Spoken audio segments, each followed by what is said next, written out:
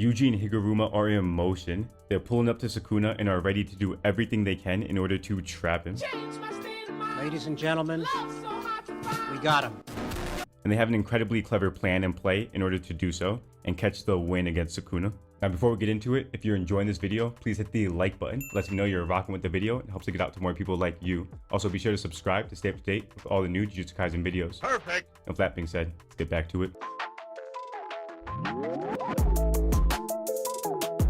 Now let's start with Higuruma. Dude was a lawyer that ended up becoming an awakened sorcerer because of kenjaku. And out of all of the awakened sorcerers that kenjaku had put into the Culling Games, Higuruma was the only one who was able to learn domain expansion, one of the craziest feats in Jujutsu Kaisen. His talent was so impressive that even kenjaku had to recognize it. And that's crazy. Kenjaku even said Yuta ain't even that crazy. When Yuta is one of the craziest characters in the series, come on now. Anyways, Higuruma's domain expansion is called Deadly Sentencing. It's a non-violent domain expansion, meaning you can't hurt anyone while within the domain. And while trapped within this domain expansion, you're put to trial for a specific event in your life. So with this in mind, we may likely get a little bit more backstory with Sukuna, assuming he's going to get caught within the domain. But nonetheless, a guilty verdict can result in having your cursed technique or cursed energy confiscated. And this is also paired with Higuruma getting the Executioner Sword, a weapon that if you're slashed with it, it results in death with no exception. Now let's quickly jump to Yuji now. In chapter 222, we see Yuji and Kusakabe seemingly switch bodies or souls.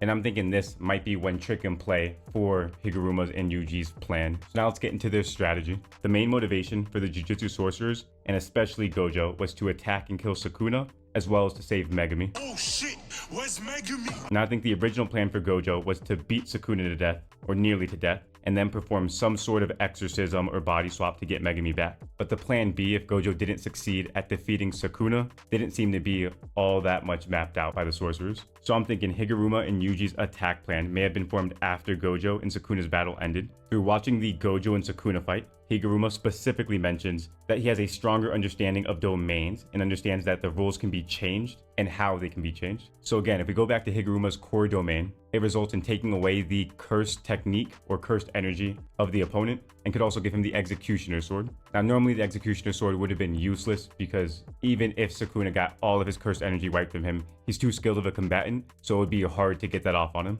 But that was before Higuruma understood how to change the conditions of his domain. It's possible that Higuruma could modify his domain expansion to have some sort of exorcism penalty for body possessors, where the exorcised soul has to enter another body, and Yuji can potentially use this to imprison Sukuna back to himself, and maybe even follow this up by grabbing the Executioner's blade and ending Sukuna just like that. Tragic. Alright, and with that said, that's it for this video. If you enjoyed it, be sure to smash that like button. Also be sure to subscribe to stay up to date with all the new Jujutsu Kaisen videos. Perfect. And also let me know your thoughts. How do you think Yuji and Higuruma are going to come at Sukuna and try to win? Drop that down in the comments below. And with that said, over here is a video that YouTube thinks you're going to love. Be sure to check that out, and I'll see you in the next video. Thanks for watching.